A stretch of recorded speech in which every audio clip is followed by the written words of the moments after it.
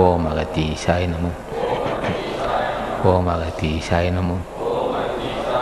ஓம் அகத்தீசாய நமோ. ஓம் அகத்தீசாய நமோ. ஓம் அகத்தீசாய நமோ. ஓம் அகத்தீசாய நமோ. ஓம் அகத்தீசாய நமோ. ஓம் அகத்தீசாய நமோ. ஓம் அகத்தீசாய நமோ. ஓம் அகத்தீசாய நமோ. ஓம் அகத்தீசாய நமோ. ஓம் அகத்தீசாய நமோ. ஓம் அகத்தீசாய நமோ. அன்புள்ள பெரியோர்களே, தாய்மார்கள், வணக்கம். வாரந்தோறும் ஆன்மீகத்தை பற்றி பேசி வருகிறோம். அன்பர் மாதவன் சொன்னார், மற்ற இடத்தில் ஆன்மீகம் என்ற பெயரில் மூலதனத்தை உருவாக்குகிறார்கள் என்று சொன்னார். ஆன்மீகம் என்பது ஞானிகள் ஆசி இருந்தால்தான் உணர முடியும்.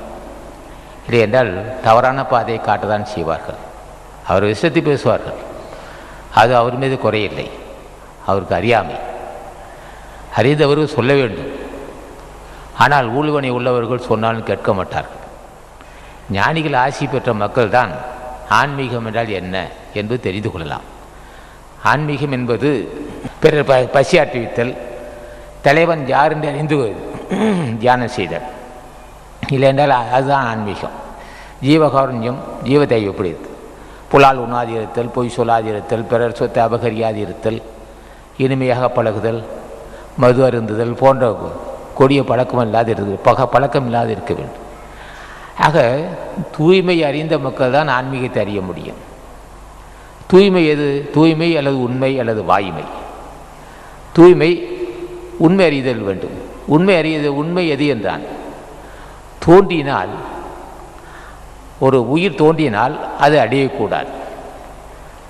அழியாத ஒன்று எதுவோ அதுதான் உண்மை. இப்போ ஞானிகள் பிறக்கிறார்கள், சாக மாட்டார்கள். எப்படி சாகாமல் இருக்க முடியும்? இருக்க முடியும். பொய்யுக்குள் ஒரு உண்மை இருக்கு. இந்த உடம்பு பொய் தான், அதில் மெய் உண்மை இருக்கு. இந்த உடம்பு மெய் என்று சொல்வார்கள். மெய் என்று சொல்லுகிறார்கள். அது ஏன் பொய்யானது? மெய்யை அறிய முடியாதால் பொய்யாகிவிட்டது. அப்போ உண்மையை அறிந்தவர்கள் ஞானிகள். அப்போ உண்மை எப்படி இருக்கு என்றால் இரண்டரை கலந்துள்ளது. அசுத்தத்தில் சுத்தம் உள்ளது. ஞானிகள் என்ன செய்கிறார்கள்? தலைவன் ஆசி கொண்டு அந்த அசுத்தத்தை நீக்கி விடுகிறார்கள். அசுத்தம் நீங்கினால் இருள் அல்லது இருள், அந்த அசுத்தம் என்பது இருள் அல்லது மும்மலம், மலைஜல சுக்கிலம் அல்லது மலைஜல சுரேதம். அப்போ அசுத்தம் மும்மலம் அற்றுவிட்டால், மும்மலம் நீங்கிவிட்டால் அங்கே சுத்தம் இருக்கும். சரி, மும்மலம் வருவதற்கு காரணம் என்ன? பசிதான். பசிக்கு காரணம் இயற்கை. அப்போ இயற்கை தானே பசி உண்டாக்கியது. இயற்கை பசி உண்டாக்கினால் சாப்பிடுகிறான். சாப்பிட்டால் அந்த சத்து என்ன செய்யும்? உணவு சாப்பிடுகிறோம். சரி, உணவு இவன் சாப்பிடுகிறானா? மூச்சு காற்று அசைவு. மூச்சு காற்று அசைவின் காரணமாக உள் கருவிகரணங்கள் இயங்குது. கருவிகரணங்கள் இயங்குவதற்கு காரணமாக பசி வந்தது. பசிக்கு உணவு சாப்பிடுகிறான். சத்து அசத்தை பிரிக்குது. அசத்தை வெளியே தள்ளுது, மலத்தை தள்ளுது. சத்தை 74,000 நாடி நரம்புகளுக்கு முறுக்கேற்றுது. 74,000 நாடி நரம்புகளுக்கும் இந்த சத்து ஊட்டப்படுது. 74,000 நாடி நரம்புகள் இயக்க அது உரம் ஏறினால் அது மனம், புத்தி, சித்தம், அகங்காரமாக அந்தகரணமாக விரியும். அந்தகரணமாக இருப்பது அது மெய், வாய், கண், மூக்கு, செவியாகி 5 மாறும். அப்போ புத்தியை இது கரணமைந்து, பொறியைந்து, புலனைந்து 14 கருவிகள் இந்த இயக்கம் நடந்துக்கிட்டே இருக்கும். அப்போ மூச்சு காற்று அசைவின் காரணமாக பசி காரணமாக கருவிகரணங்கள் இயங்கிட்டு. இது ஞானிகள் என்ன செய்கிறார்கள்? இந்த அசைவு இப்படி ஏன் வந்தது, பசி ஏன் வந்தது என்று அறிகிறார்கள். பெரிய கருத்துக்கள் இது. அப்போ என்ன செய்கிறான்? அந்த மூச்சு காற்றை புருமத்தை செலுத்தி வைத்துக்கிறான். செலுத்தி அதோடைய இயக்கத்தை நடத்துகிறான். இயக்கம் நடத்தும் போது தேகத்தில் இருக்கிற தேக குற்றம் நீங்குது. தேக குற்றம் நீங்கினால் பசி அற்று போகுது. பசி அற்று போனால் அங்கே காம விகாரம் இருக்காது. காம விகாரம் அற்று போனால் நரதரி மூப்பு இருக்காது. நரதரி மூப்பு இல்லை என்றால் காம விகாரம் அற்று போனால் நோய் அற்று போகும். அப்போ இப்போ நரதரி மூப்பு இருக்காது. அந்த தேகம் எப்போதும் ஒரே தன்மையாக இருக்கும். அது தேகத்துக்கு அழிவில்லை. அது ஜோதி உடம்பாக மாறும். இது போன்ற இது அந்த ஜோதியுடமானவர்கள் சிந்தனை தெளிவாக இருக்கும். அப்போ உள்ளத்தில் தூய்மை இருந்தது. நல்ல அந்த தூய்மையின் காரணமாக முயற்சித்தார்கள். முயற்சித்தின் காரணமாக உடம்பு ஜோதியாகிவிட்டது. அப்போ இருள் நீங்கியது. இருளுக்கு காரணம் பசி, பசிக்கு காரணம் இயற்கை, மூச்சு காட்டாசி. அந்த இருள் நீங்கியது, உள்ளே ஒளி தோன்றியது. அப்போ உள்ளே ஒளி தோன்றியது, உடம்பும் ஒளியாகிவிட்டது, உடம்பும் ஜோதியாகிவிட்டது. அப்போ ஜோதியானவர்கள் தான் உண்மையானவர்கள். அவர்கள் தான் என்றும் சாக மாட்டார்கள். இயற்கையால் படைக்கப்பட்ட எல்லா உயிரும் சாகத்தான் வேண்டும் சட்டம். ஆனால் இவர் சாக மாட்டார்கள். அதே இயற்கை துணை கொண்டே, அந்த இயற்கையின் துணை கொண்டே இந்த இயற்கை இந்த உடம்பு மாசு நீக்கிறார்கள். இது பெரிய தத்துவம். அதுக்கு என்ன வேண்டும்? பக்தி வேண்டும். யாரிடம் பக்தி செலுத்த வேண்டும்? இந்த தத்துவத்தை அறிந்த ஆதி தலைவன் சுப்பிரமணியர். அவர்தான் இந்த உலகத்துக்கு வழிகாட்டி. அவர்தான் தாய். எல்லாம் வல்ல இயற்கை என்ன செய்தால் இவ்வளோ பெரிய தத்துவம் உடம்புக்குள்ளே நான் வைத்திருக்கிறேன், ஆனால் யாரும் அறிய முடியாது. நீ தூய்மையானவன், தூய்மையானவனுக்கு உனக்கு அருள் செய்கிறேன் என்று சார். அவர் பல ஜென்மங்களில் தூய்மையான வாழ்க்கை வாழ்வதற்கு வாய்ப்பு கிடைத்தது. அப்போ தூய்மையான ஒருவருக்கு இதை போதித்தாள். தலையே ஆதிசக்தியை போதித்தாள். இயற்கை அன்னை போதித்து அவருக்குள் இருக்கும் சக்தியை தட்டி எழுப்பினாள். அவர் தான் சொன்னார், இப்படி மனிதனுக்குள்ளே ஒரு சக்தி இருக்குது, அந்த சக்தியை தட்டி எழுப்ப வேண்டுமென்றால் தூய மனசு வேண்டும்னார். தூய மனசு என்ன ஏன் கெடுக்குதுன்னார்? காம விகாரம் கெடுக்கும், பொருள் வெறி கெடுக்கும்னார். அப்போ தூய மனசு எப்படி பெறுவது நாங்கள் என்று கேட்டார் சுப்பிரமணியர். என்னுடைய திருவடியை பற்றினார். நான் தூய்மையானவன், மாசற்றவன், மலக்குற்றமற்றவன், விகாரமற்றவன், காமமற்றவன், உயர்ந்த எண்ணம் உள்ளவன், கருணையே வடிவானவன், நான் யார் எது கேட்டாலும் கொடுக்கும் தகமை உள்ளவன், அந்த மாதிரி என்னை பண்பு உள்ளவன் என்று என்னுடைய நாமத்தை சொல்லுனார். ஓம் சரவணபவா என்று சொல்லது ஓம் சுப்பிரமணியா என்று சொல்லணும். முருகான்னு சொல்கிறார். ஆசான் அகத்தீச சொன்னார். அகத்தீசன் என்ன செய்தார்? அந்த ஆசானுடைய முழு ஆர்வங்களை பெற்றார். ஆசான் அளவிலோ மகிழ்ச்சி அடைகிறார். ஆசான் கேட்கிறார், அகத்தீசன் கேட்கிறார், நீரே பெரியோர், நானோ சிறியன், நீர் மிக கருணையே வடிவானே ஆசானே, என்னுடைய அகமும் புறமே இருந்து எனக்கு உண்மை போல உணர்த்த வேண்டும் என்று உருகி தியானம் செய்தார். உருகி தியானம் செய்ய செய்ய செய்ய ஆசான் இரண்டரை கலந்து விடுகிறான். இரண்டரை கலக்கும்போது முன் செய்த பாவங்கள் எல்லாம் பொடிபட்டு போகுது. போது வினையை பற்றி அறியக்கூடியது. ஐயோ, இந்த செயல் பாவம், இது புண்ணியம், இது ஆகாது, நமக்கு தப்பு என்று அவன் தலைவன் ஆசி பெற பெற பெற குற்றமானது இது, குற்றமில்லை, இது செய்தலாம், செய்யக்கூடாது உணர்வு வருது. நல்வினை தீவினை பற்றி அறியக்கூடிய அறிவு வரும். எப்போது திருவருள் துணை இருந்தால். எப்போது அந்த ஆசையான அருள் செய்வான்? தினம் கேட்கணும். எது எனக்கு நல்லது நன்மை தீமை தெரியல, பாவ புண்ணியம் தெரியல, விகாரப்படுது மனசு, கொடூர கோபம் இருக்குது, இருந்து விடுபட அருள் செய்ய வேண்டும் என்று கேட்கிறான். கேட்க கேட்க கேட்க நான் பார்க்குறேன், அவர் ஆசான் சுப்பிரமணியர் நிசப்தமாக இருப்பார். அப்படியே பரபெருமம். அது யாராவது தீண்டினால் மட்டும் திரும்பி பார்ப்பார். ஆறுமுக பெருமானே, அது சர்க்குருநாதா என்றால் யாரடா அவன், என்ன நோக்கம், என்ன இருக்கிறார், இல்லை என்றால் அசையாது இருப்பார். பரபிரம சுரூபம் அது. ஜோதி சுடர், அருள் வள்ளல், அருள் கடல், அருள் அமுது. அப்பேற்பட்ட அருள் பெருஞ்சோதி, அருள் பெருஞ்சோதி ஆண்டவரை ஆசான் ஞானிகள் கேட்கிறார். ஆசான் கேட்டார். அவருக்கு உண்மை சொன்னார். உண்மையை உணர்த்தினார். உணர்த்த உணர்த்த ஊழ்வனி நீங்கியது, பாவம் நீங்கியது, காமம் நீங்கியது, பொய்யெல்லாம் நீங்கிவிட்டது. பொய்யெல்லாம் நீங்க அந்த அவர் என்ன செய்தார்? அகத்தீசர் ஆசான் ஞானி சுப்பிரமணியர் பேச முடியாது, மௌன நிலையில் இருப்பார். மௌன நிலை பிரம்மம், அசைவற்ற ஜோதி. அது எது வேணாலும் செய்ய முடியும், ஆனால் வெளியில் தோற்ற காட்ட முடியாது. சுப்பிரமணியர் உடம்பு அதி செவ்வானம்னு சொல்லுவார். அந்த இளம் சூரியன் போட்டு தக தக தகன்னு இருக்கும், பேச முடியாது. அப்போ அகத்தியரை அழைத்து, மகனே, நீ பேசிக்கிட்டு இருக்கிற, என்னால் பேச முடியாது, நீ பேசு இந்த தத்துவத்தினார். அப்புறம் குருமணி பட்டம் என்று கொடுத்து ஆசான் அகத்தீசா பேசி என்றார். பேசினார். லட்சக்கணக்கான பாட்டு பாடினார். ஆன்மீகத்தை பற்றி, ஆசானை பற்றி இப்போ பேசினார். தத்துவத்தை சொன்னார்.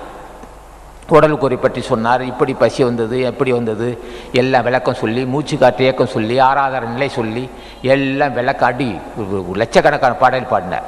பாடி தொண்டர்களை உருவாக்கினார். ஆசான் அகத்தீசன் ஆசியால் லட்சக்கணக்கான ஞானிகள் உருவாக்கினார்கள். உருவாக்கி பிறகுதான் இந்த தத்துவம் உலக 9 கோடி ஞானிகளானார்கள்.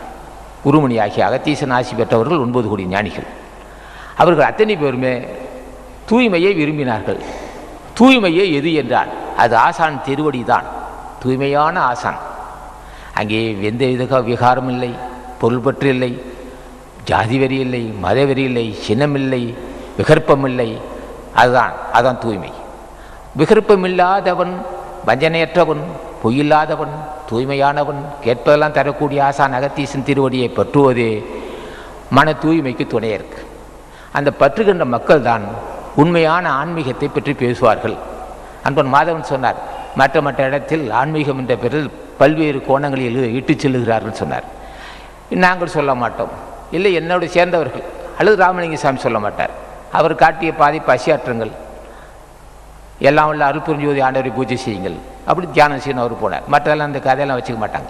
அங்கே ஆடு வெட்டு, கோழி வெட்டு, பாலை வசியம், தேனை வசியம், அங்கே பரலுங்கிற பேச்சே இருக்காது. அதெல்லாம் அவருக்கு தெரியும். ஆனால் அவங்க பேச மாட்டாங்க. இதுதான் உண்மை, பிடிச்சி கரையேறிக்கிட்டா போ, இல்லாட்டி போனால் போன்றோம். அப்போ இப்படி ஏன் சொல்கிறார்கள்? அவர்கள் மட்டும் என் பிடிக்க சொல்ல முடியாது. பற்றிய திருவடி யார்? எல்லாம் உள்ள அருட்பெருஞ்சோதி ஆண்டவர் ஆகிய ஆசான் ஞான பண்டிதனை திருவடியை பிடித்தார் ராமலிங்க சாமிகள். ராமலிங்க சாமிகள் பற்றியதனால்தான் அவர் பேசியதெல்லாம் உண்மை, மற்றதெல்லாம் கதையே இருக்காது, மற்ற எதுவுமே இருக்காது. பசியாற்றங்கள் உருகி தியானம் செய்யுங்கள், மற்றதெல்லாம் தேவையில்லைன்னு சொல்வார். ஆக இப்படி அவங்க பேசுவதற்கு காரணம் உண்மையை அறிந்தார்கள், உண்மை பொருளை அறிந்தார்கள், உண்மையான திருவடியை பூஜை செய்தார்கள், வெற்றி பெற்றார்கள். நானும் ஞானிகள் திருவடியை பூஜை செய்கிறேன். ராமலிங்க சாமிகள், மாணிக்கவாசகன், தாயுமான சாமிகள், பட்னத்தார், அருணகிரி, பத்திரகிரி போன்ற பெரிய பெரிய ஞானிகளை தினம் வணங்குறவன் நான். வணங்குவதால் தான் இதெல்லாம் மற்றெல்லாம் கதை. அவர்கள் காலை 5 நிமிடம் எழுந்து ஞானிகள் நாமத்தை சொல்லுங்கள், சாசாங்கம் இருந்து வணங்குங்கள், முன் செய்த பாவத்தை நீக்கிக் கொள்ளுங்கள், வறுமையை தீர்த்து கொள்ளுங்கள், மனம் சாந்தடையுங்கள், வேறு வழியில் நாங்கள் சொல்கிறோம். அதான் நாங்கள் கண்ட உண்மை திருவடி தான். பூஜை செய்தால் உண்மை தெரிஞ்சுக்கிட்டோம், கடைபிடிக்கிறோம். ஆகவே அதுக்கு என்ன உபாயம்? தினம் தியானம் செய்கிறோம். பூஜை செய்து தவறாது. எவ்வளோ பிரச்சனை இருந்தாலும் சரி, அது வரட்டும். மன ஒருநிலைப்படலையா, அதை பற்றி கவலைப்படாது. மன ஒருநிலைப்படாது பூஜை செய்யணும் முடியாது. பூஜை செய்கிறோம், தினம் பூஜை செய்வோம். காலையில் பூஜை செய்வோம், ராத்திரியில் பூஜை செய்வோம், மத்தியானத்து பூஜை செய்வோம். பூஜை செய்ய தவறினால் நிச்சயமாக மனம் மாசுபடும். பூஜை செய்ய தான் புலால் உண்ணுவது பாவம். நானே சாப்பிட்டேன். புலால் உண்ணுவது பாவம். உயிர் கொலை செய்யக்கூடாது, அது பாவம். பிற சொத்தை அபகரிக்கக்கூடாது, அது பாவம். பிற மனம் புண்பட பேசக்கூடாது, பாவம் என்று தூய்மையானவன் திருவடியை பூஜை செய்தால் அன்றி முடியாது. அவன் ரொம்ப கருணையை வடிவானவன்.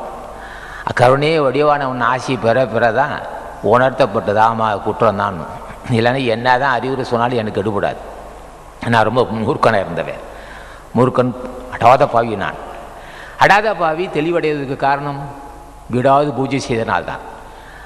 அடாத பாவி உண்மையை பொருள் அறிவதற்கு காரணம் விடாது பூஜை செய்தேன். பூஜை செய்தனால் உண்மை தெரிந்து கொண்டேன். ஆண்டுகள் பல கடக்க வேண்டும் என்பதற்கு தெரியாது எனக்கு.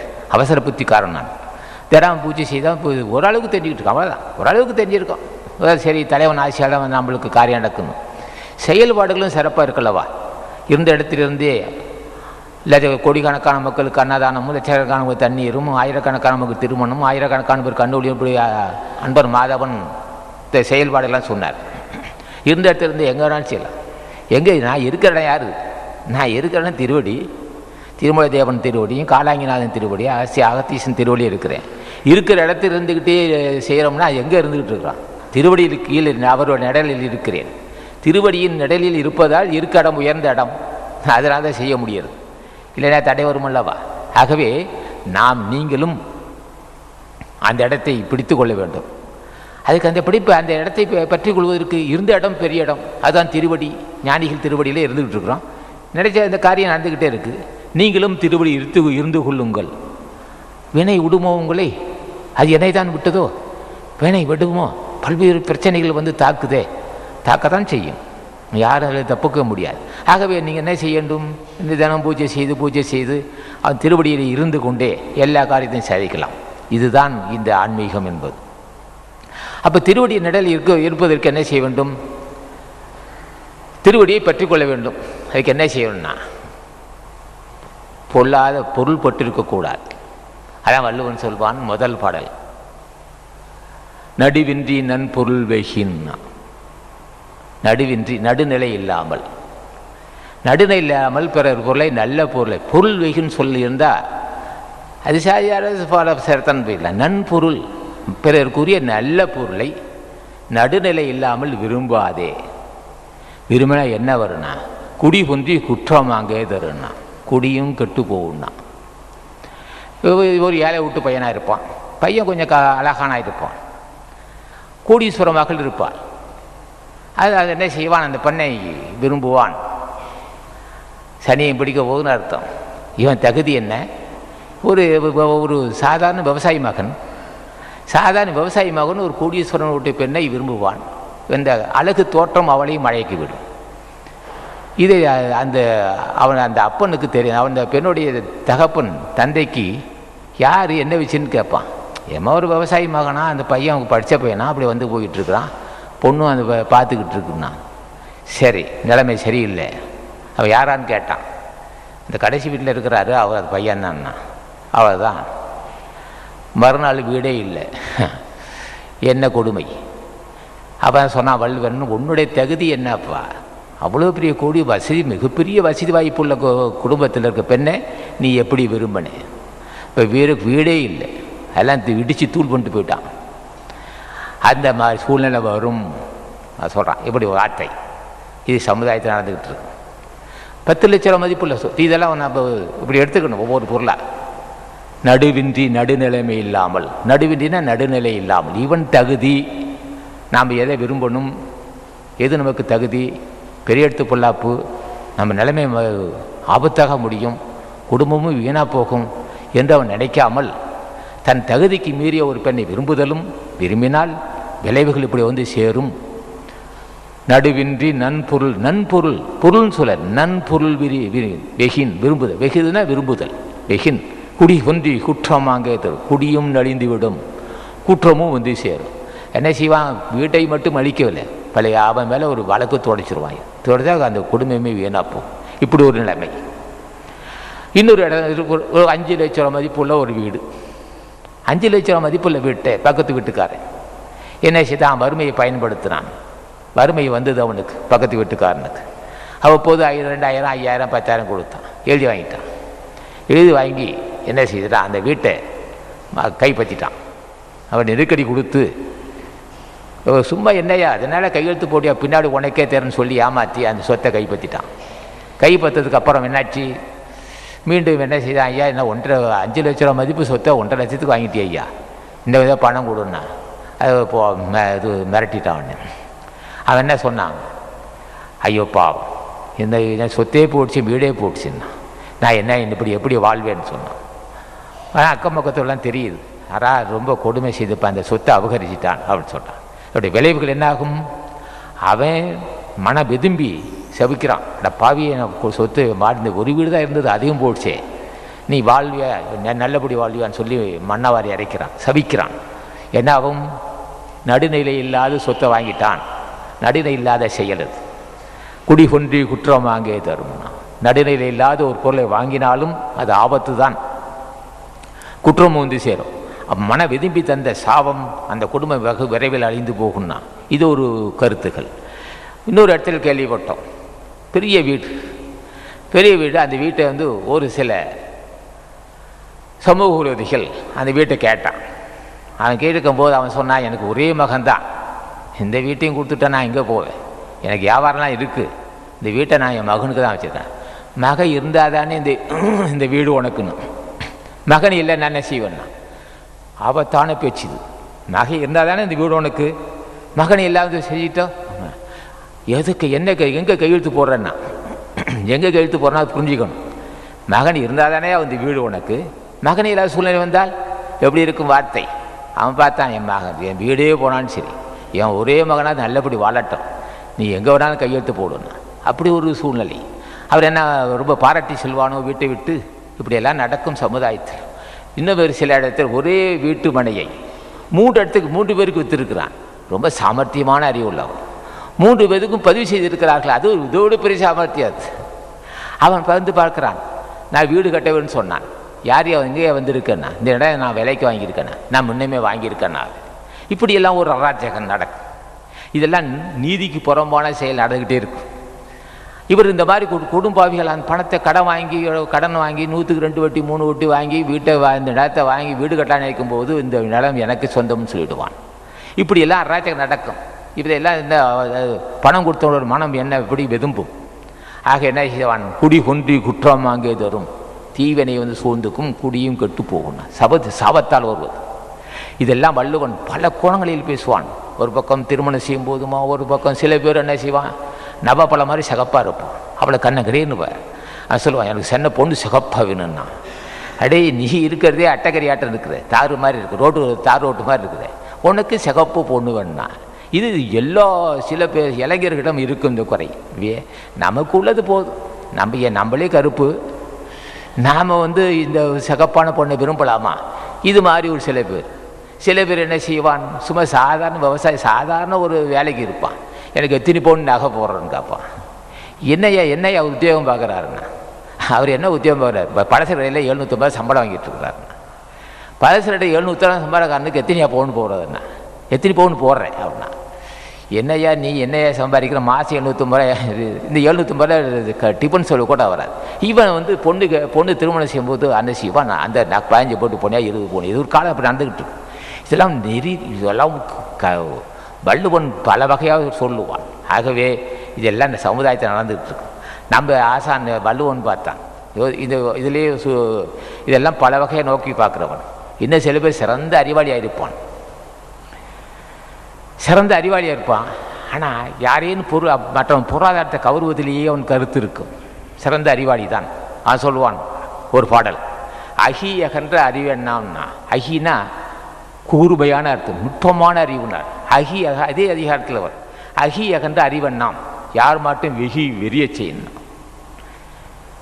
நுட்பமும் அகண்ட விரிந்த பல அறிவு, அகண்ட அறிவும் விரிந்த பல அறிவும் சிறந்த அறிவு, நுட்பமும் சிறந்த அறிவுடைய ஒருவன் பழைவேத்து பொருளை அபகரித்தால் வெறிய செய்யன். அகி அகண்ட அறிவெண்ணாம், சிறந்த அறிவு இருந்து எதுக்காவது, நுட்பமும் விரிந்த அறிவும் அகண்ட அறிவும் சிறந்த அறிவு இருந்து என்ன பயன்? யார் மட்டும் எல்லா இடத்திலும் பொருளாதாரத்தை விரும்புகிறாயே, அந்த அறிவு இருந்து எதுக்கிடாவனா? அறிவு இருந்தால் நடுநிலையில் வாழ வேண்டும். இவன் இந்த அறிவு எப்படி பெற்றான? இப்போ ஏட்டறிவு படித்தான் அறிவு வந்தது. ஆனால் எந்த அறிவு வர வேண்டும்? திருவருள் துணை இல்லாமல் திருவடியை பூச்சிக்கக்கூடிய அறிவு இருந்தால் இது நமக்கு தேவையில்லை. கடவுள் கொடுத்தான் சிறப்பறிவு தந்திருக்கிறான், அந்த போதும் நினைக்க மாட்டான். திருவருளை துணை இல்லாமல் வராது. செலவை மிகுதியாக்கி கொள்வான். செலவை மிகுதியாக்கினால் இது வரி ஒரு தீமை வரத்தான் செய்யும். 9வது பாடல் சொல்லுவான், செல்வம் சேரும்யா. யாரும் செல்வம் சேரும். இங்கே சொன்னான் அகி அகன்ற அறிவண்ணாம், விரிந்த நுட்பமும் விரிந்த அறிவு வந்து என்ன பயன்? எல்லாரிடத்தையும் பொருள்பெற்றி கொண்டவன், எல்லோருடையும் பொருளாதாரத்தை கவர நினைப்பவன் அறிவு பயன்படாதுன்ட்டு அந்த இடத்துல 9வது பாடலில் ஒன்று இருக்கும், அறநெறிந்து விவேகா அறிவுடையாற் சேரும் திறனறிந்து ஆங்கே திருன்னா. இது பெரிய வார்த்தை. அறநெறிந்து வெகா, வெகுதெல்லாம் விரும்புதல், பொருள்வெறின்னு அர்த்தம். அறநெறிந்து வேகா அறிவுடையாற் சேரும் திறனறிந்து ஆங்கே திறன. அரண் அறிந்தானே அப்படி திறன் அறியினா, அரண் அறிந்தான், உண்மை அறிந்தான். அறம் என்பது உண்மை. எது உண்மை என்றால் தலைவன் ஒருவன் இருக்கிறான் என்று நம்புதலும், அந்த அறத்தை பற்றி கடவுளை பற்றி அறத்தை நீதியை பற்றி அறிந்தவன். நீதி பற்றி பொருளாதாரத்தை விரும்ப மாட்டான். அறத்தை விரும்புகின்றவன் நிச்சயம் பொருளாதாரத்தை மற்ற சொத்தை அபகரிக்க மாட்டான். அறத்தை விரும்பாதவன் மற்ற சொத்தை அபகரிக்க நினைக்கிறான், அவன் அறம் இல்லை என்று பொருள். அறனறிந்து வேக அறிவுடையாற் சேரும் திறனறிந்து ஆங்கே திரு 9வது பாடல். எங்கே அவனிடம் செல்வம் எப்படி குறைய செல்வம் சேரும்? எப்படி சேரும்? தலைவனை பற்றி அறிந்தான். தலைவனை அறிந்தால் அறத்தை பற்றி அறிந்தாக அர்த்தம். தலைவனை அறிந்து கொண்டான், அறிந்து தூய்மையாக வாழ்கிறான், அவனுக்கு செல்வம் சேரும். செல்வம் சேர்ந்தால் அது என்ன செய்வான்? நற்காரியங்களுக்காகவே பயன்படுத்துவான். அறத்தை பற்றி அறிந்ததால் அவன் நற்காரியங்களுக்கு தான் செல்வத்தை பயன்படுத்துவான். திறனறிந்து ஆங்கே திருந்தான். அறனறிந்து வேக அறிவுடையாற் சேரும் திறனறிந்து ஆங்கே திருன்னா செல்வம். செல்வம்னா யாரும் நினைக்காதீங்க, ஒருவனுக்கு செல்வம் சேர்ந்துருக்கியான்னா. இப்போ ஞானிகளுக்கு செல்வம் குவியும். எதுக்கு செல்வம் குவியுதுன்னா, அந்த செல்வம் தலைவனுடைய ஆசையால் வந்ததாகும். தலைவனுடைய ஆசையாக வந்த செல்வம் ஏழை எளியமுக்கு தான் பயன்படும். இல்லைனால் யாருக்கும் பயன்படுத்த மாட்டான். ஒரு கையை விட்டு 10 பைசா போனால் அது மற்றொரு பிரச்சனை தீர்ப்பதாக இருக்குமே தவிர நிச்சயமாக தீமையை பயன்படுத்த மாட்டேன். அந்த அவருக்கு செல்வம் சேரும் என்று சொல்லிட்டான். கடைசி பாடல் சுருக்கம். கடைசி பாடல் ஒன்று இருக்கு. இரளியினும் எண்ணாது வெகின் விரளியினும் வேண்டாமே என்னும் செருக்கு. 10வது பாடல். இரளியினும் எண்ணாது வெகின் என்ன செய்வான்? சில பேர் கேள்விப்பட்டிருக்கிறோம். என்ன செய்வான்? இந்த கள்ள நோட்டு மாற்றுறது சொல்லி நோட்டை மாற்றுன்னு சொல்லுவான். டபுளிங்னு சொல்கிறது உண்டு. சுத்தமான நல்ல நோட்டையை கொண்டு வந்து இது மேல்படி நோட்டுன்னு சொல்லிடுவான். அது என்ன செய்வான்? சில பேர் அறியாமை உள்ளவர்கள் 5000 கொடுப்பான். 5000 கொடுத்தா இவன் 10,000 கொடுப்பான். அது நோட்டு செலவு செய்வான். நல்ல நோட்டு தான், பேங்க் கரன்சி. அது நோட்டை கொண்டு வந்து 5000 கொடுத்தா 10,000 கொடுப்பான். 10,000 அந்த 5000 கொடுக்கும்போது இவன் செலவு செய்வான். அது உண்மையான நோட்டு தான். செலவு செய்வான், பேராசை வந்து விடும். அப்போ 10,000 கொடுப்பான். 5000க்கு 10,000 கொடுப்பான். 10,000க்கு 20,000. கடைசியில் என்ன செய்வான்? பேராசை மிகுதியாக அறியாமை, இவனுக்கு அறியாமை. இந்த அறியாமை பயன்படுத்தி என்ன செய்வான்? இதெல்லாம் கேள்விப்படுகிறோம், எனக்கு தெரியாது. அறியாமை பயன்படுத்தி எல்லா கிட்டத்தட்ட 10 லட்ச ரூபா கொடுத்தா 20 லட்சம் தரன்னு சொல்லுவான். 10 லட்சத்தை வாங்கிட்டு 20 லட்சம் என்ன பணத்தை வாங்கிட்டு போய் ஓடியே போடுவான். பணத்தை வாங்கிட்டு திருப்பி ஆளையே பார்க்க முடியாத சூழ்நிலை வந்துவிட்டு அவன் மீண்டும் அகப்பட்டால் நிலைமை என்ன ஆகும்? அவன் பிடிபடுறான். அல்லது பொருளை ஏமாற்றியவன், பொருளை பறிகொடுத்தவன் அவனை பார்த்தால் நிலைமை என்ன ஆகும்னா அது மரணத்துக்கு விட்டு இரல் என்ன அவனுடைய முடிவுக்கே காரணமாக போக்குன்னு சொல்லுவான். இதெல்லாம் நடக்கும் சமுதாயத்தில். இப்படியா நான் துரோகம் செஞ்சுட்டாகன்னு சொல்லுவான். ஆகவே பேராசை மிகுந்தால் அது மரணத்துக்கும் இரளியினும் எண்ணாது வெகின். எண்ணுதல் பெரிய வார்த்தை. இந்த எண்ணாமை என்பதுக்கு பெரிய வார்த்தை. எண்ணாது வெகின். இந்த பொருளாதாரத்தை பற்றி நன்கு அறியாமைன்னு அர்த்தம். எண்ணாது வெகின் இரளியினும் எண்ணாது வெகின் விரலியினும் வேண்டாமே என்ன சரி. பொருளாதாரத்தை கண்டு மயங்க மாட்டேன். அப்பா பெரிய வார்த்தைடான். அவன் தலை நிமிர்ந்து இருப்பான். யாருக்கும் பயப்பட மாட்டான். எந்த அதிகாரிக்கும் பயப்பட மாட்டான். யாருக்கும் எந்த அதை பற்றி அவசியமே இல்லைன்னுவான். வெற்றி பெருமிதம் உண்டு. நான் பொருளாதாரத்தை கண்டு நான் மயங்க மாட்டேன். மாவீரன் அவன். சிறந்த அறிவாளி. யார் ஆசி பெற்றவன்? அசா ஞான பண்டிதன் ஆசி பெற்றவன், திருமலை தேவன் ஆசி பெற்றவன், அருணகிநாதன் ஆசி பெற்றவன், திருஞான சம்பந்தரும் திருநாவுக்கரசரும் பதஞ்சலி முனிவன் ஆசி பெற்றவன். பொருளை கண்டு நான் மயங்க மாட்டேன். அந்த பெருமிதம், வீரம், அது வெற்றி திரண்டான். பொருளாதாரத்தை கண்டு மயங்க மாட்டேன் என்று சொல்லுகின்ற பேரறிவாளன் வெற்றி பெற்றவன். வெற்றி இரளியினும் எண்ணாது வெகின் விரலியின் விரல்னா வெற்றி தரும். விரலினும் வேண்டாமே நிமிஷம் இருக்கு. நான் பயப்பட மாட்டேன். எனக்கு பொருள் தேவையில்லை. அஞ்சு பெற்றார். அச்சமில்லா வாழ்க்கை, பெருமிதமான வாழ்க்கை, மாவீரம். வீரன்னா யாருக்கு இந்த அறிவு வரும்? திருவள்ளுவர் துணை இல்லாமல் இந்த எண்ணம் யாருக்கு வராது. பொருளாதாரத்தை கண்டு மயங்க மாட்டேன் என்று சொல்லுகின்ற பேரறிவு திருவள்ளுவர் துணையால் தான் வரும். இல்லை என்றால் மயங்கி விடுவான். பொருளாதாரத்தை கண்டு மயங்குறவன் நிச்சயமாக பாவம் செய்வான். அதான் வள்ளுவன் சொன்னான், வெற்றி தரும் அவனுக்கு. அதே சமயத்தில் இல்லறத்தானும் இருக்கிறான். சிறந்த முயற்சி உள்ளவனாக இருப்பான். வெற்றி போவோம் பொருள் அவசியம் இல்லை என்றான். இது மேம்பட்ட அறிவு. பொருளாதாரத்தை கண்டு சுத்தமாக பொருளாதாரத்தை கண்டு மயங்காதவன் சிறப்பறிவாளன் அல்லது கடவுள் தன்மை உள்ளவன், பெருந்தகையாளன், பேராற்றல் உள்ளவன், மிகப்பெரிய பண்பாளன். இல்லறத்தான் இருப்பான். எனக்கு வேணாம் ஐயா, எனக்கு உள்ளது போதும் அப்படி என்று இருப்பான். அது பெரிய அறிவு. அது இல்லறத்திலேயே சிறந்த சான்றோர்கள் அவர்கள். யார் போல விரும்ப மாட்டான். அது ஒரு கடமை செய்வான். சிறந்த முயற்சி உள்ளவனாக இருப்பான். வர்ற வருவாயை வச்சுக்கிட்டு வாழ்ந்துக்கிட்டு போவான். சிக்கனமாக வாழ்வான். சிக்கனம் இல்லை என்றால் என்ன ஆகும்னா, சிக்கனம் இல்லாமல் வருவாய்க்கு மீறி செலவு செய்தால் என்ன? வள்ளுவனை போய் கேட்டான், ஐயா எனக்கு ரொம்ப கஷ்டமாக இருக்குது. நான் நெசுக்கிட்டே இருந்தான் வள்ளுவன். கேடில்லைன்னு சொன்னான். என்னையா நான் கேட்டுக்கிட்டே இருக்கிறேன், என் பிள்ளை குட்டியெல்லாம் கஷ்டப்படுது, வருவாய் ரொம்ப கஷ்டமாக இருக்குது, நீ எப்படி கேடில்லைன்னு சொன்னான். மறுபடியும் கேடில்லைன்னா, ஐயா என்னை பார்த்து பேசியா நான் வள்ளுவனை. மறுபடியும் நிமிந்து பார்த்து கேடில்லைன்னா, என்ன கேடில்லைன்னு. வருவாய் சுருவனை செலவு சுருக்கிட. ஆகாறு அளவிட்டிதாயினும். ஆகாறு வரும் வழி, விட்டிதல் சுருங்குதல். ஆகார் வருவாய் சுருங்கினால் செலவை சுருக்கிக்க. ஆகாறு அளவிட்டிதாயினும் கேடில்லை போகாராகலா கடனா. வருவாய் சுருங்கும் போது செலவை சுருக்கிக்க. செலவை சுருக்காமல் அப்படி ஆச்சு இப்படி என்ன செய்யறது தடுமாறண்ணா. செலவை சுருக்க முடியலையேன்னா, செலவை சுருக்க முடியாட்டி செவத்தில் முட்டிக்கடானா. அதுக்குள்ளே அறிவு இல்லை, இருக்கு வேணுமில்ல. வருவாய் சுருங்கும் போது என்ன செய்யணும்? நீ கௌரவத்தை பார்க்காத. அவனுக்கு அது செய்யணும், இவனுக்கு இது செய்யணும், வேணா எனக்கு வளர்ந்த சக்தின்னு சொல்லிட்டு தூக்கி எண்ணிட்டு போடான்ட்டுவான். அது சிறப்புடைய மக்கள் தான். இல்லை என்ன செய்வான், அவன் மதிக்க வேண்டும், இவன் மதிக்க வேண்டும், அவன் பாராட்டின, அவன் பாராட்டி எதுக்காக வருவாய் சுருங்கும் போது வாழ்க்கை செலவு சுருக்கி கொள்ள வேண்டும். ஆகாறு அளவிட்டிதாயினும் கேடில்லை போகரா கலாக்கடை. வருவாய் சுருங்கினா செலவு சுருக்கிடா, உனக்கு கேடில்லை, கேடுனா உனக்கு வறுமை இல்லைன்றோம். இப்படியெல்லாம் வார்த்தையை வள்ளுவன் பயன்படுத்துவான். என்ன காரணம், பெரியவர் அல்லவா. அதுவன் சொல்லுவான் இன்னொரு இடத்துல, ஒரு எந்த செயலுக்கும் ஒரு எல்லை இருக்குது. எவ்வளோதான் இருந்தாலும், நான் எவ்வளோதான் தீரம் இருந்தாலும் அது எல்லை இருக்குது. அளவுக்கு மீறி சிந்திக்காதே. சில வெற்றிகள் கிடைக்கும். சில வெற்றி கிடைத்தால் அந்த வெற்றி காரணமாக பெருமிதம் கொண்டு ஆர்வத்தின் காரணமாக மறுபடி சில காரியம் செய்வான். அது வள்ளுவன் சொல்லுவான், நுனிக்கோம் பேரினார் அகுதிறந்து வைக்கின் உயிருக்கு இறுதியாகிவிடுனா. ஒரு எல்லை, நுனிக்கோம்புன்னா ஒரு உச்சி மரத்துக்கு போயிட்டான். சில வெற்றிகள் கிடைக்க என்ன செய்வான், ஹிட்லர் என்ன செய்தான், சில நாடுகளை கைப்பற்றினான். சில நாடுகள் கைப்பற்றியவுடன் அடுத்து என்ன செய்தான், பெரிய நாட்டில் கை வைக்க பார்த்தான். பெரிய நாட்டில் கை வைக்கும் போது பிரிட்டனில் கை வைக்க பார்த்தான், அவன் திருப்பி விட்டான், திசை திருப்பி விட்டான். ரஷ்யாவில் கொண்டு கை வச்சான், குளிர்காலத்தை கை வச்சான். குளிர்காலத்தை படையை எடுத்து போச்சு, அந்த படை அதோடு நுனிக்கோம்பேறி வள்ளுவன் அதை முன்னே சொல்லிட்டான். இப்போ சென்ற 40, 50, 60 ஆண்டுகளுக்கு முன்னே நடந்த ஒன்றை 2000 ஆண்டுகளுக்கு முன்னே நுனிக்கோம்பேறினார் அகுதிருந்த வைக்கணும் உயிருக்கு இறுதியாகணும். விரைவே உன்னுடைய செயல் என்ன, சூழ்நிலை என்ன ஆராய்ந்து பார்த்து வெற்றி வரலாம். வெற்றி வந்த பின் நிதான வேணும்னு சொல்லிடுவான். இப்படியெல்லாம் வள்ளுவன் பல வகையாக வகுத்து சொல்லுவான். ஆகவே எந்த வள்ளுவனுடைய பெருமையை அளந்து சொல்வதற்கு என்னால் முடியாது.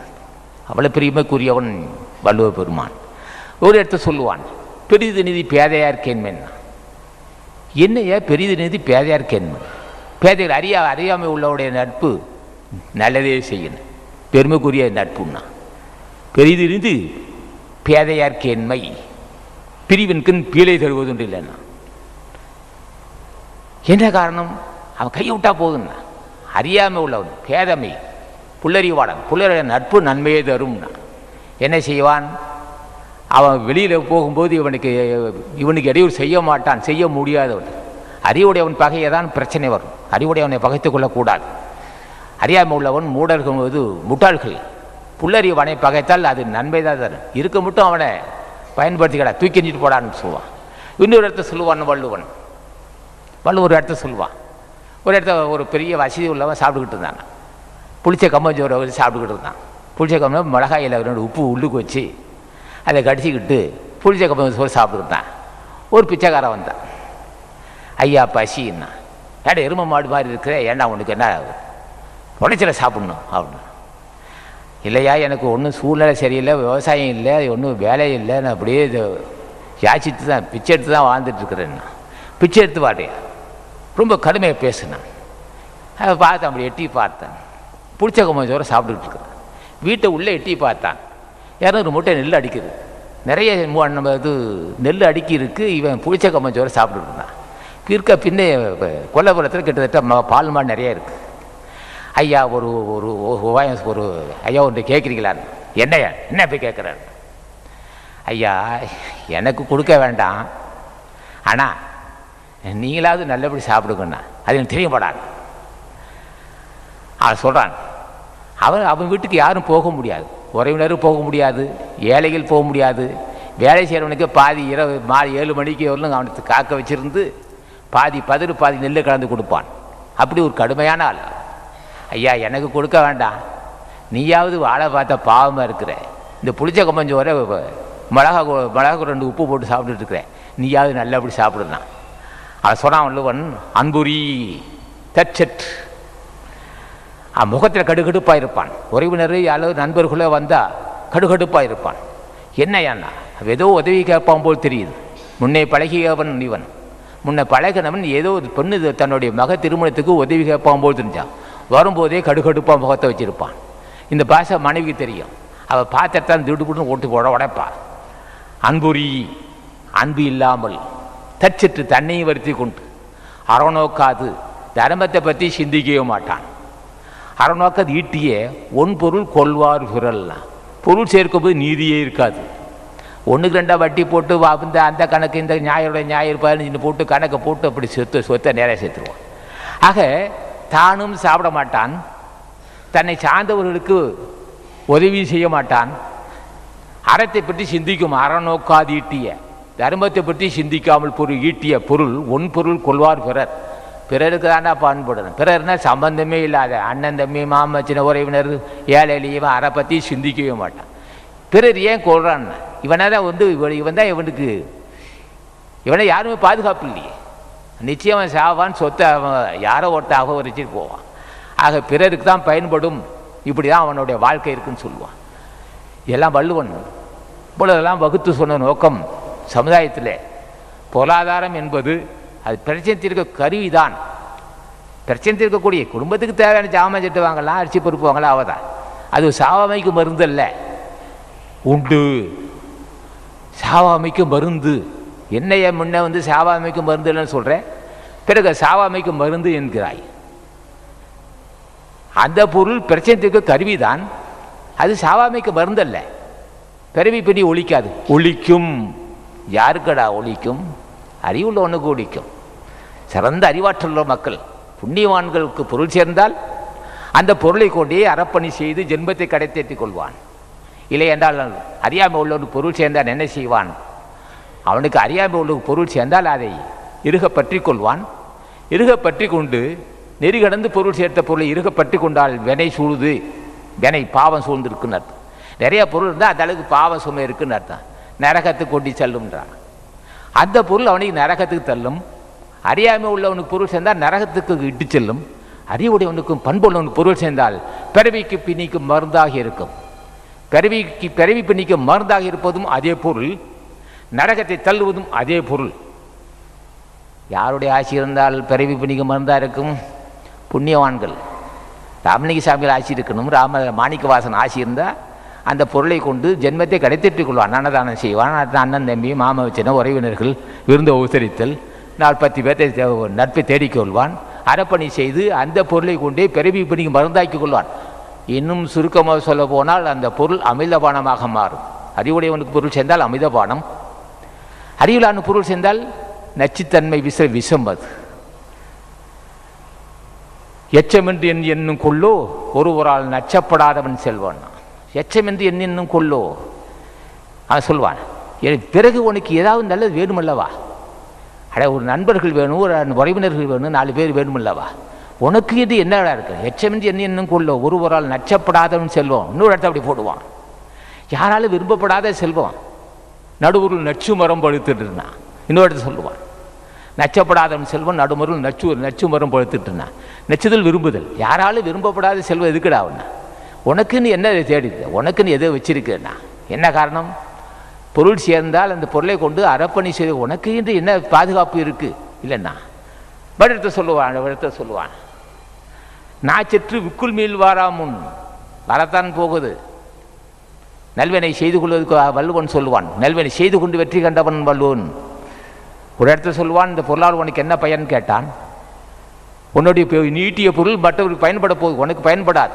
நற்காரியங்கள் உனக்கு தெரியாது. அதனால் ஒருத்தர் சொல்லுவான், நான் செற்று விக்குள் மேல் வாராமுன். மறு இடத்துல சொல்லுவான், நான் வடங்கதான் போகுது. விக்குள் மேல் வாராமுன் வரத்தான் போகும், சாவு வரத்தான் போகும். நல்வினை மேச்செற்று செய்யப்படனா வறுமையும் அதே சமயத்தில் நோயும் பிரச்சனையும் முதுமையும் சாவும் ஈழையும் இருமலும் வரத்தான் போகுது, வந்துக்கிட்டே இருக்குன்னா. வாராமுன் வரத்தான் செய்யும். எல்லா மனிதனுக்கும் உள்ளது, ஞானிகளை தவிர எல்லா மனிதருக்கும் அந்த மரணம் வரத்தான் செய்யும், நோய் வரத்தான் செய்யும், முதுமை வரத்தான் செய்யும், ஈழைமருள் வரத்தான் செய்யும், நோய் எல்லாம் வரும். வாராமுன் நல்வினை மேச்செற்று செய்யப்பட்டான். யார் அறிந்தவன்? பொருளறிந்த புண்ணியவான் வள்ளுவ பெருமான். மனித வர்க்கமே, உன்னை நோக்கி மரணம் வந்துக்கிட்டே இருக்கு. மனித வர்க்கமே, உன்னை நோக்கி கொடிய நோய் வந்துக்கிட்டு இருக்கு. மனித வர்க்கமே, உன்னை நோக்கி பாவம் வந்துக்கிட்டு இருக்கு. மனித வர்க்கமே, நரதனை முப்பு வந்துக்கிட்டு இருக்கு. நீ சாகத்தான் போகிறாய், வருவதற்கு முன்னே தடுத்துக்கொள் என்று எச்சரிப்பது போன்று. நான் செற்று நான் வடங்கி. நான் செற்றுன்னு நான் பேச முடியல. பேச நினைக்கிறான், அப்படியே வயசானவன் நிற்கிறான். பேச நினைக்கிறான், பேச முடியல, கண்ணு மட்டும் தண்ணி வந்துக்கிட்டே இருக்கு. நான் செற்று அடங்கி விட்டது. நான் செற்று விக்குள் மேல் வராமல், மூலாதாரத்திலிருந்து விக்கல் மேல் நோக்காமல். சில பேர் சாகும்போது விக்கல் வரும். நான் செற்று விக்குள் மேல் வாராமுன் வரத்தான் போகும். நல்வினை மேச்செற்று செய்ய விரைவா நீ தாக்குடான்னா. வந்துக்கிட்டே இருக்கு, உன்னை நோக்கி வந்துக்கிட்டு இருக்கு, முதுமை வந்துக்கிட்டு இருக்கு, சாவு வந்துக்கிட்டு இருக்கு, துவாரியாமா யமன் வந்துட்டு இருக்கான் பார். அடி இது கருமேகம் மாதிரி வந்துக்கிட்டு இருக்கிறான். கருமேகம் போன்ற ஒரு யமன் வந்துக்கிட்டு இருக்கான் எருமகடா மேல். கண்கள் எல்லாம் அவ்வளோ பெருசு இருக்கு. மீசை ஒவ்வொரு பகுட்டு மீசையிலையும் நவ்வால் யானை நிற்கும். உருட்டி பார்க்குறான், கையில் இது ஆயுதத்தை வச்சு சூலாயுதத்தை வச்சு உருட்டி பார்க்குறான். வந்துக்கிட்டே இருக்கிறான், வந்துக்கிட்டு இருக்கான். வள்ளுவனை கண்டா மட்டும் ஓடி போட்டான்னா. வள்ளுவனை கண்டா எருமகடையை விட்டு கீழே குதிச்சுக்கிட்டு கை கட்டின்னு இருந்தான் யமன். உன்னை நோய்க்கு வந்துட்டு இருக்கான் பாருன்னா. கருமேக மாட்டம் வர்றான் எருமகடா மேலே. பெரிய சூலாயத்தை வச்சுட்டு வந்தான். வந்து நர பல்ல கடிக்கிறான். நர பல்ல கடித்து வா நீ பார்க்கிறேன் என்றான். அவன் வந்துட்டான், என்ன செய்வேன்? நான் செற்று விக்குள் மேல் வரா முன் நல்வினை மேற்சிற்று செய்யப்படும். செய்ய வேண்டும், செய்து கொள். நான் செய்து கொண்டேன். எங்கள் வர்க்கமே செய்து கொண்டதுடா. நான் மட்டும் இல்லடா, எங்கள் வர்க்கமே, ஞானிகள் வர்க்கமே, வாசி பாசப்பட்ட வர்க்கம், உடல் கூரை அறிந்த வர்க்கம், உயிர் கூரை அறிந்த வர்க்கம், ஈழ இறமல் எப்படி வருது அறிந்த வர்க்கம், நரதரி மூப்பு எப்படி வந்தது அறிந்த வர்க்கம், பரிணாம வளர்ச்சிக்கு ஏன் வந்தது என்று பரிணாம வளர்ச்சி ஏன் வந்தது என்று அறிந்து கொண்ட வர்க்கம், பசி எப்படி வந்தது என்று அறிந்து கொண்ட வர்க்கம், காமம் எப்படி வந்தது என்று அறிந்து கொண்ட வர்க்கம் எங்கள் வர்க்கம். எங்கள் வர்க்கம் அறிந்து கொண்டது உண்மை. வருமுனையை தடுத்து கொண்டோம். எப்படியா தடுத்து கொண்டான்? திருவடியை துணை கொண்டே வென்று விட்டேன் அந்த காமத்தை, திருவடியை துணை கொண்டே வென்று விட்டேன் பசியை, திருவடியை துணை கொண்டே வென்று விட்டேன் பொருள் பற்றை, திருவடியின் துணை கொண்டே வென்று விட்டேன் கோபத்தை, திருவடி துணை கொண்டே எல்லா வினையும் பொடியாக்கி விட்டேன். நான் வெற்றி பெற்று விட்டேன், நீங்கள் வெற்றி பெறுங்கள். என்னையா உவாயனா? முடிந்த அளவுக்கு அன்னதானம் செய்யுங்கள். செல்வம் இருக்கும்போது மாத 2 பேத்துக்கு அன்னதானம் செய், நிச்சயம் செல்வம் வரும். அறநறிந்து வேகா அறிவுடையார் சேரும் திறனறிந்து ஆங்கே திருநா. அன்னதானம் செய்ய செய்ய செல்வம் குறையவே குறையாது. தூய மனசோடு செய்ய வேண்டும். தூய மனசோடு செய்தால் செல்வம் குறையாது. அப்படியே குறைந்தாலும் அது ஜென்மத்தை கடைத்தேற்றுன்னு சொல்லுவோம். ஆகவே ஞானிகள் எல்லாம் இப்படி சொல்லும் நோக்கம், எப்படியாவது ஜென்மத்தை கடைத்தேற்றுக் கொள்ளுங்கள் பிள்ளைகளே, ஜென்மத்தை கடைத்தேற்றுக்கொள் சொல்லணும். எல்லாம் தலைவனுடைய அலக்கொண்டை எல்லாம் அளப்போம். ஒரு இடத்த சொல்லுவான் வள்ளுவன், பிறர் வருந்தும்படி பொருள் சேர்த்தா நிச்சயம் ஒன்று வருந்ததான் செய்யுன்னா. என்ன எப்படியா செய்ய? நான் பூட்டி வச்சிருக்கேன்னா. உனக்கே பேராசை தந்து ஏதோ ஒரு வகையில் செலவு செய்வேன், எதோ போய் மாட்டிக்குவால. அலக்கொண்டை எல்லாம் அளப்போம். பிறர் வருந்தும்படி பொருள் சேர்த்தா நிச்சயம் உனக்கு நோய் வரத்தான் செய்யும். ஒன்று பகை வரும், ஒரு நோய் வரும், பிரச்சனை உள்ள குடும்பத்தின் நிம்மதி இருக்காரா கண்ணுன்னா.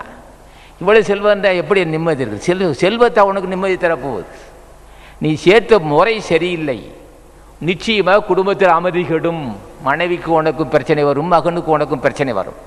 நீ தொட்டதெல்லாம் தடைப்படும். செல்வம் இருக்கலாம், நிம்மதி வேண்டுமே என் மகனே. மகனே, நிம்மதி உனக்கு இல்லையாடா கண்ணு? இவ்வளோ செல்வந்து நிம்மதி ஏதுடா உனக்கு? உன் குடும்பமே இப்படி தடுமாறி நிற்குதுடா.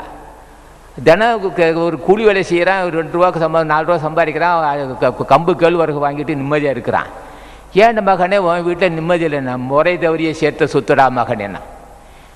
என்ன எனக்கு எப்படி தெரியும்? உனக்கு எப்படா தெரியும்? வினை சூழ்ந்து விட்டால் அறிவு வேலை செய்யாதா கண்ணு? பொருள் சேர்க்கும் போது நெறி தவறி சேர்ந்தால் அறிவு வேலை செய்யாரா மகனே? மறுபடியும் என்ன மகனே நான் நீ அன்று என் மகனா இன்று மகன் தான், உனக்கு வேறு அறிவுரை சொல்ல வேறு நாதியே இல்லை. நான் என்னடா சொல்கிறேன்னா, அலக்கொண்டை எல்லாம் அளப்போம். இழைப்பினும் பிற்பயக்கு நற்பளவென்னா.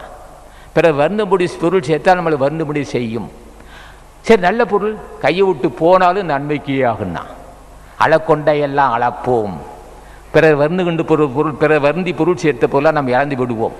எந்த வகையில் போய் சேர்ந்து போவோம்.